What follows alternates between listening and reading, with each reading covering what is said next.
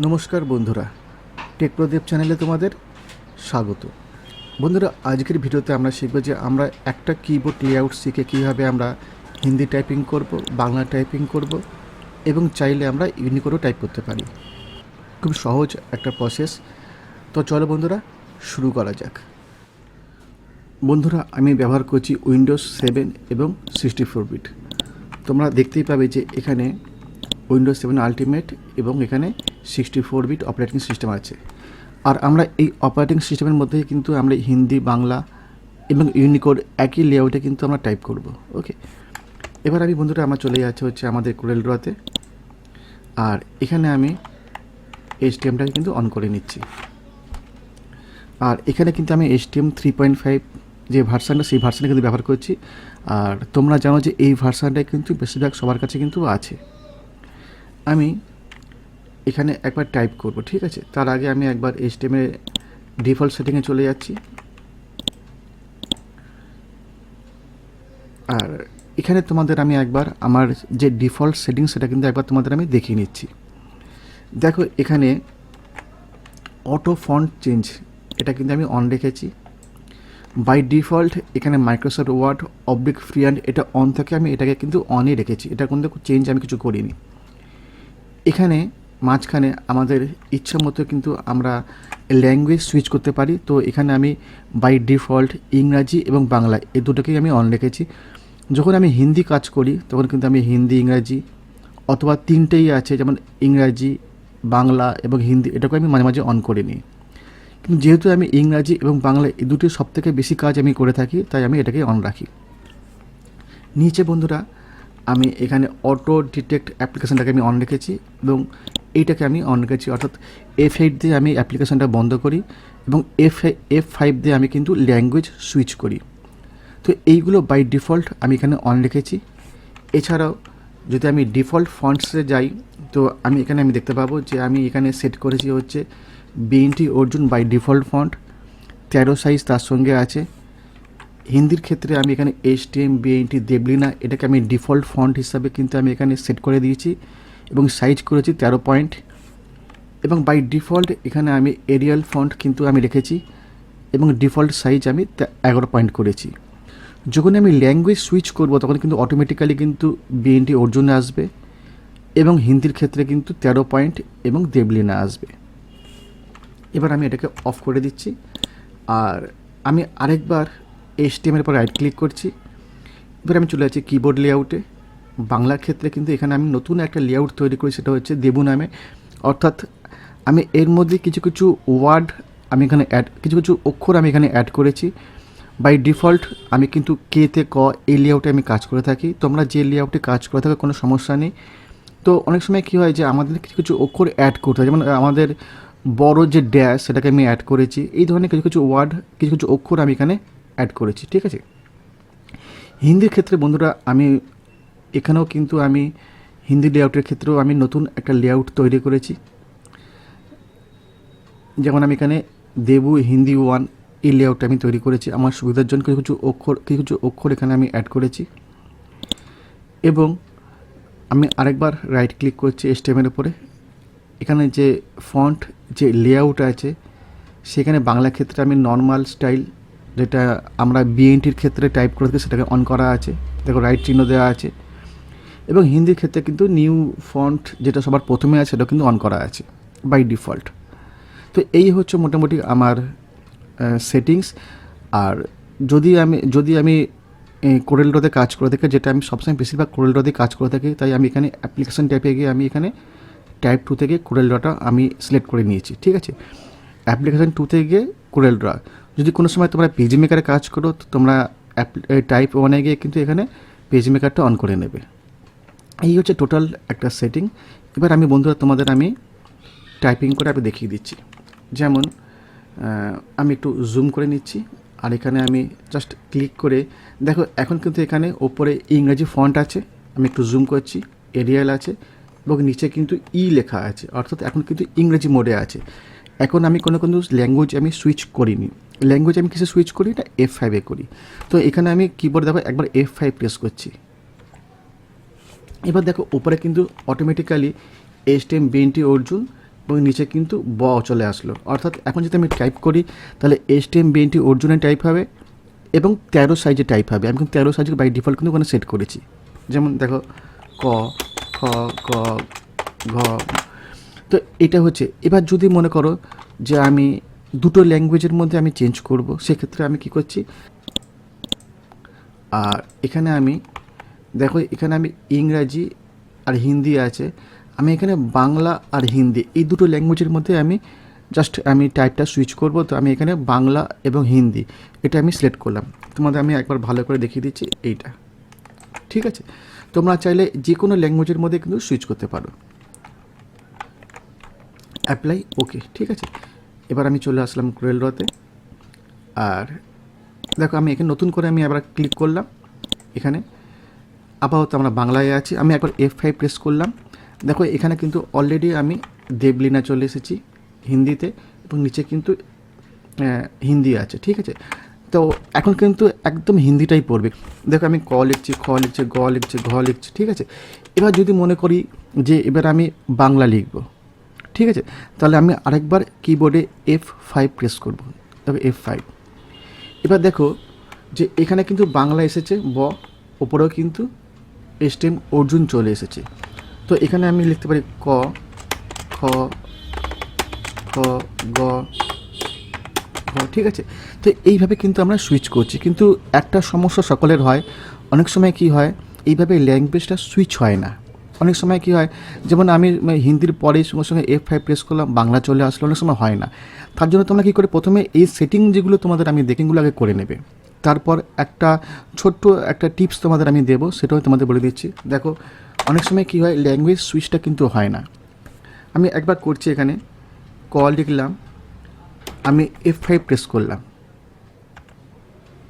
দেখো F5 যখন আমি প্রেস করলাম, ভালো করে দেখবে, এখন কিন্তু ওপরে হিন্দি এবং নিচে হিন্দি দুটি আসার কথা। ওপরে হিন্দি ফন্ট এবং নিচে হিন্দি মোড আসার কথা। নিচে কিন্তু হিন্দি মোড অলরেডি কিন্তু চলে এসেছে, কিন্তু ওপরে কিন্তু সেই বাংলা STM BNT অর্জুনে রয়ে গেছে, আসেনি। এক্ষেত্রে তোমরা কী করবে, একবার F5 প্রেস করার পর কিবোর্ডে একটা Ctrl Z প্রেস করবে, আনডু।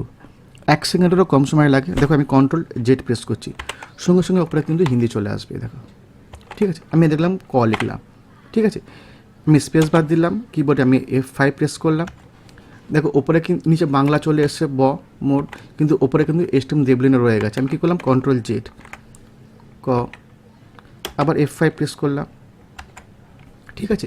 দেখো তলায় এখানে হিন্দি চলে এসেছে, কিন্তু ওপরে দেখো STM BNT অর্জুন আছে। তোমরা কী করবে, Ctrl Z, ক, ঠিক আছে। তো যদি কোনো সময় তোমাদের এইভাবে ফন্টটা যদি সুইচ না হয়, নিচে যে হিন্দি মোড বাংলা মোড সেটা সুইচ হচ্ছে, কিন্তু ওপরে ফন্টটা সুইচ হচ্ছে না, সেক্ষেত্রে তোমরা একটা Ctrl Z প্রেস করে নেবে, তবে সঙ্গে সঙ্গে কিন্তু তোমাদের ফন্টটাও কিন্তু সুইচ হয়ে যাবে। এই হচ্ছে ব্যাপার। এবার বন্ধুরা আমি তোমাদের দেখাবো যে আমি একবার যে আমি একটা লেআউট করে কীভাবে দুটোতে আমরা টাইপ করতে পারছি।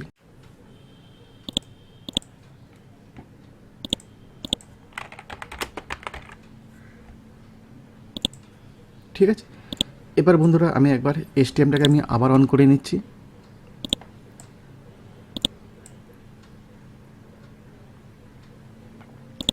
আর এখানে আমি একবার F5 প্রেস করে নেব।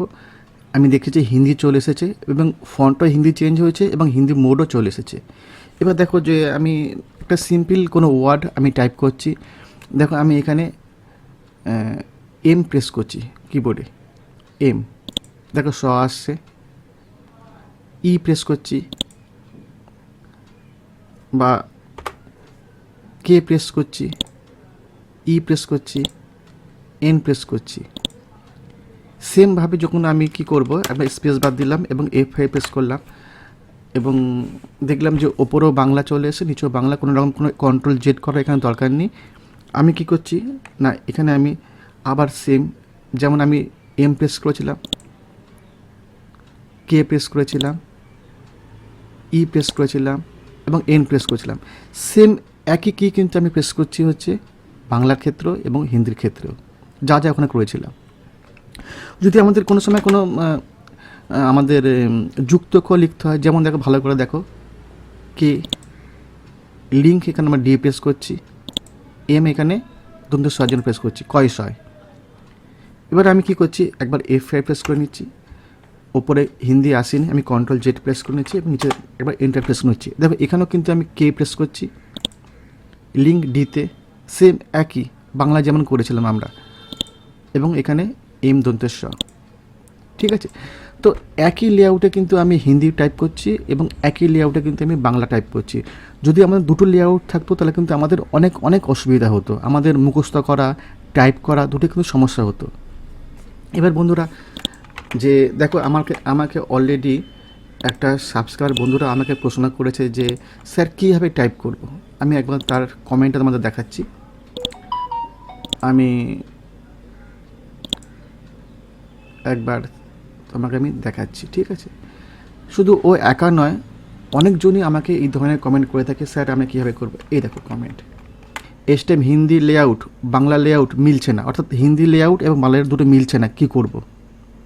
আমি তাকে অ্যান্সারও দিয়েছিলাম যেমন করে থাকি, কিন্তু অনেক সময় তারা বুঝতে পারেনি, ঠিক আছে। আমি এখানে ক্লিক করি, তো আমি দেখব যে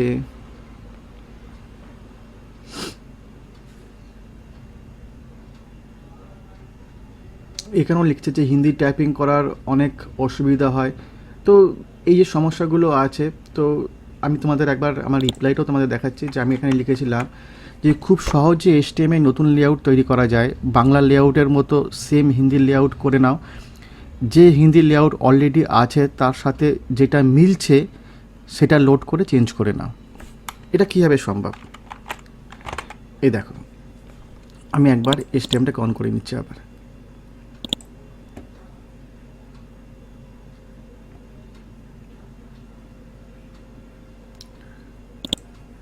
আর এখানে বন্ধুরা আমি একবার যে কিবোর্ড লেআউট আছে, দেখো কিবোর্ড যে লেআউট আছে, এই যে কিবোর্ড লেআউট, ঠিক আছে।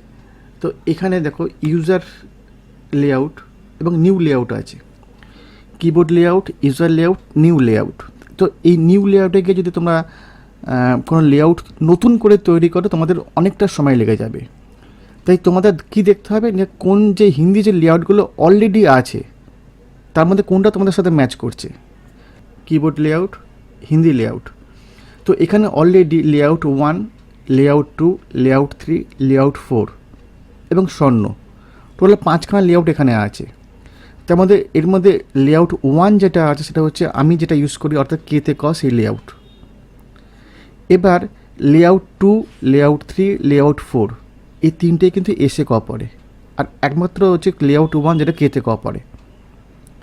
তো যে সাবস্ক্রাইবার বন্ধু আমাকে কমেন্ট করেছে যে আমার এসে ক তার 2, 3, 4 এই তিনটের মধ্যে কোনটা কমন, কোনটা সবথেকে বেশি ম্যাচ করছে দেখতে হবে। সাপোজ আমি ধরলাম তার 3 নম্বরের সঙ্গে ম্যাচ করছে, ওকে, তার 3 নম্বরের সঙ্গে বেশি অক্ষর ম্যাচ করছে, সে কী করবে, ইউজুয়ালিতে চলে যাবে, নিউতে চলে যাবে এবং এখানে লোডে ক্লিক করবে, এবং সেখানে সে 3 নম্বর যে লেআউটটা আছে, দেখো এই 3 নম্বর যে লেআউটটা আছে এই লেআউটটাকে সে লোড করবে। এবার এখানে চলে আসলো। এবার এই যে লেআউটটা আছে এই লেআউটটাকে তারা চেঞ্জ করতে হবে, ঠিক আছে। এবার দেখো যেগুলো রেড কালারের আছে, যেগুলো অলরেডি রেড কালারের আছে সেগুলো অলরেডি ইউজড করা হয়েছে, অর্থাৎ সেগুলো কিন্তু আমার লেআউটের মধ্যে আছে। আর যেগুলো আমার ব্ল্যাকের মধ্যে আছে সেগুলো কিন্তু ইউজ করা হয়নি, তো সেগুলোকে ড্র্যাগ অ্যান্ড ড্রপ করতে হবে। সাপোজ আমি একটা ম্যানুয়ালি দেখাচ্ছি, যে আমি এখানে এই যেটা আছে এটা হচ্ছে কিন্তু আমাদের এই যে জিনিসটা আমাদের দেখাচ্ছে ভালো করে, এই যে অক্ষরটা আছে এটা কিন্তু আমার লেআউটের মধ্যে আছে, এটা কিন্তু লেআউটের মধ্যে আমি নিয়েছি। তার কারণ এটা হচ্ছে যে সংস্কৃত যে লেখাগুলো হয় বিশেষ করে কোশ্চেন পেপারের ক্ষেত্রে কিন্তু এই অটা লাগে, তো এটা আমি অলরেডি নিয়েছি, তো তোমাদেরকেও চেঞ্জ করতে হবে, ঠিক আছে। তো এখানে আমি কি করতে পারি, যে এখানে আমি এই যে লেআউটটা আছে এই লেআউটের মধ্যে কি ড্র্যাগ অ্যান্ড ড্রপ করতে পারি। যেমন এটাকে ধরে আমি ছোটো করে নিচ্ছি, অসুবিধা হচ্ছে, তো এখানে আমি কি করি, এরকম ড্র্যাগ করে যে কোনো অক্ষরের মধ্যে এরমভাবে ছাড়তে পারি। সাপোজ যদি আমি এখানে ছাড়ি, দেখো এই অক্ষরটা এখানে চলে গেল, এবং এখানে একটা নাম দিয়ে আমি এটাকে জেনারেট করে সেই লেআউটটা সেভ করতে পারি, এবং সেটাকে আমি বাই ডিফল্ট ওখানে করে সেই লেআউটে কিন্তু আমি টাইপ করতে পারি। এটা হচ্ছে মেনলি নতুন একটা লেআউট তৈরি করার ক্ষেত্রে।